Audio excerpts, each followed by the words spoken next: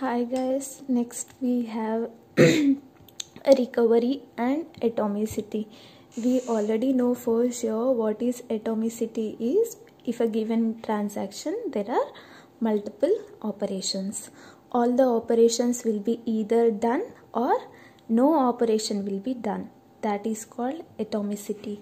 And then what is recovery? Whenever some sort of failure happens, then you have to perform recovery on your database. Recovery is nothing but if whatever data is lost or whatever transaction you have done and it is lost, then getting that data back is recovery.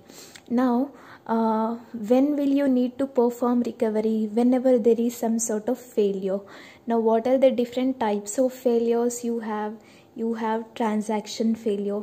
Transaction failure means, like the name says, failure of a particular transaction. అంటే ఏదో ఒక కొన్ని transactions fail అవుతాయి.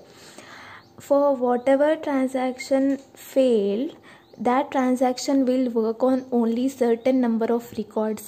So data of only those records is lost. You have to recover only few records data for transaction failure. Now when will transaction failure happen? When will a transaction fail? When there is a logical error. Logical error is whatever transaction you have given, if there is any problem or mistake with the code, that is logical error. And then you have system errors. System errors is when there is some for example no memory. Problem with systems are system errors. Or when there is a deadlock, or whatever resources you have requested, you requested for memory, you requested for printer, those resources are not available. They are system errors. And then you have system crash. System crash is when the system totally fails. Now when will a system totally fail? So total system crash eppudu avuddi? For example, when there is a power cut or when you are not able to reach a system, that is called as system crash. And then you have disk failure. Disk failure is now when you are storing your data onto a disk, and for certain reason your disk failed and you are not able to reach your piece of data or records in your disk. That is disk failure. Overhead writing about you, or your reader is not going to certain locations on your disk.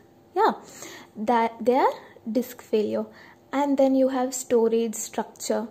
Now you have two types of storage. We already know that we have volatile storage and non-volatile storage. Volatile storage is temporary memory, RAM memory, cache memory.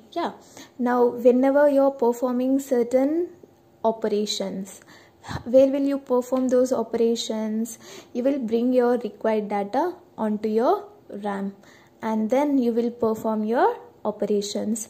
Instead, if you want your data to wait for certain time before you take it onto RAM, then you will place it on cache memory. During this time, if a failure happens and you lose your data, that data is stored in volatile storage. That is storage structure failure. Now this is possible generally. And then we have non-volatile storage. Non-volatile storage is when you are storing your data on hard drives, tapes, magnetic tapes, disk. When you're storing data on non-volatile storages and you're losing your data on those, that is one type of storage structure failure. Now when should a database recover from a crash? Okay, crash happened and you didn't lose anything. Will you need to recover? No. Then when should you recover? Number one, you have to check all the transactions that are being executed and check their states.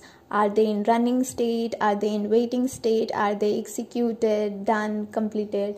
Yeah, once you have checked that and you see if they are in committed state, you don't have to recover. If they are not in committed state and they have started their execution, then you need to recover. And then you have when a transaction is in some middle of the operation, then you have to ensure atomicity of your operation. If did that whole operation complete, all the operations complete in your transaction.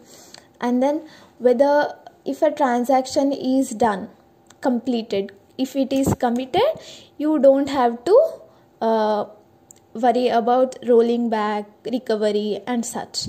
But if it is not committed but the whole thing is executed, yeah, that is partially committed state. Your transaction has come into partially committed state but is not yet committed. Then what should you do? In case of crash, then you have to roll back. And then you have to make sure whenever you are performing recovery, you have to make sure that there is no transaction or there is no transaction that is in inconsistent state. No transaction leaves your database management system in a inconsistent state. Now, how can you perform recovery? By using log based recovery, or else recovery using concurrency.